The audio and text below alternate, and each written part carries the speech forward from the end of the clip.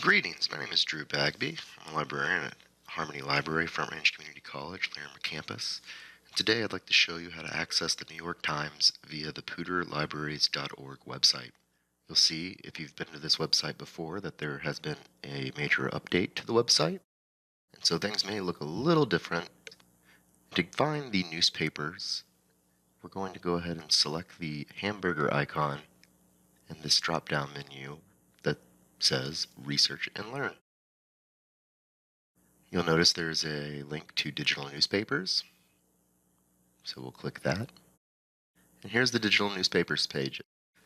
You'll notice that there are plenty of options, and today we're going to focus on the New York Times. If you scroll down the page, you'll see some boxes here that contain some popular newspapers, but if you scroll down further, you'll see the complete list of newspapers that we have access to here. Click on Access the New York Times, and you'll be taken to this Redeem Your Code to Access page. All you have to do here is click on Redeem, and then you're going to either log in to your account if you've already logged in to the New York Times before, or you're going to create an account.